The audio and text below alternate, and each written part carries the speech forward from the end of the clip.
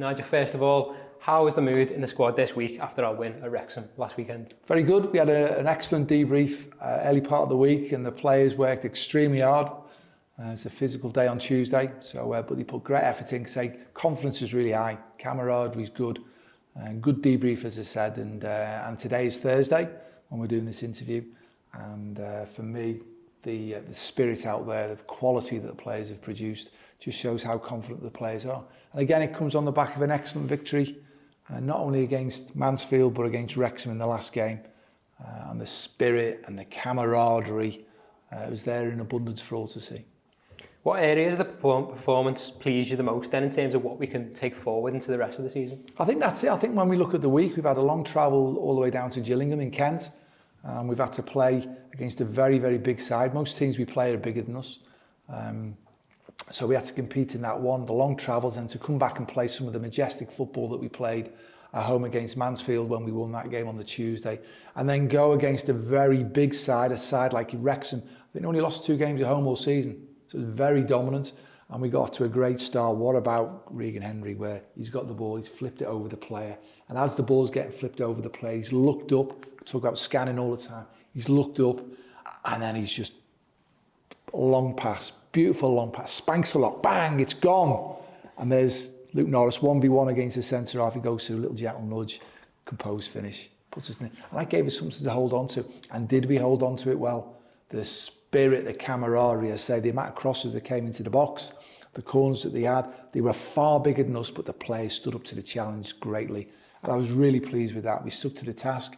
We were able to adapt in game, to change the formation, challenged ourselves. Let's go, even though we were in front, let's see if we can improve on that. And again, that's something we talked about in the debrief, about there was the opportunity, what lessons did we learn in the game?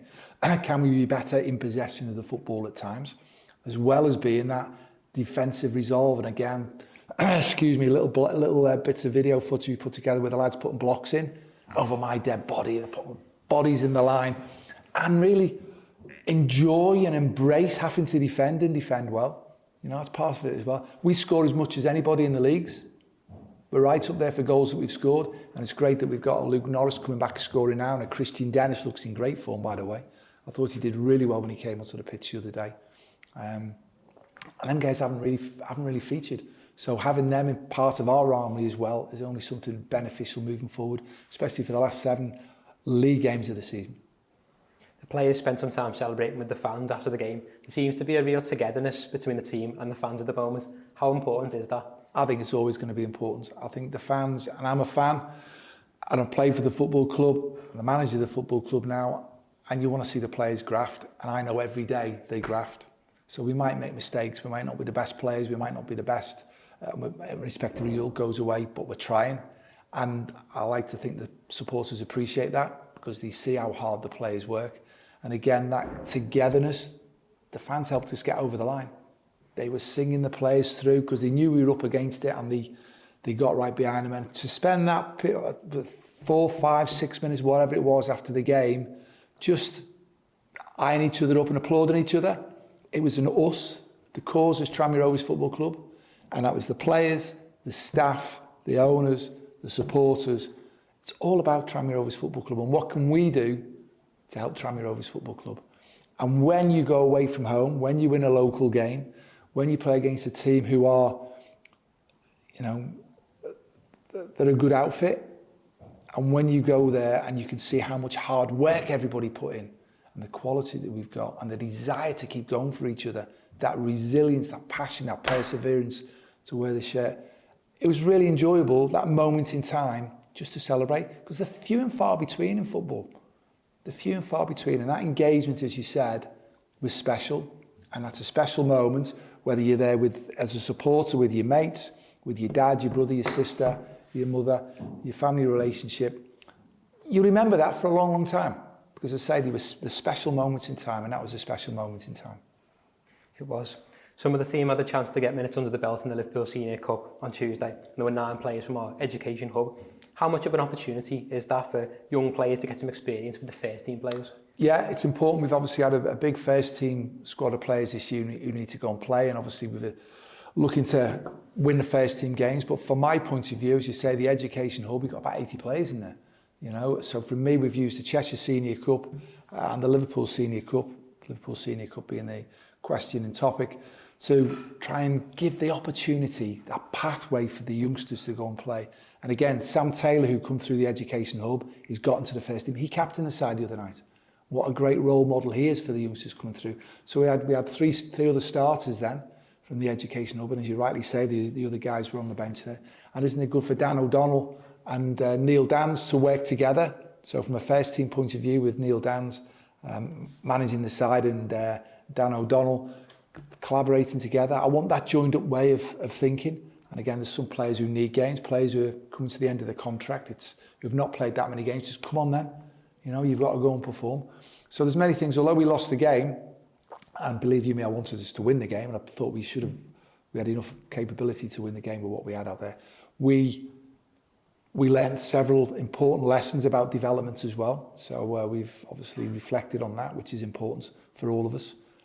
But from my point of view, the Education Hub is important, and there needs to be a pathway through to the first team. Now, ultimately, the first team's got to win, play a certain way, give ourselves the opportunity.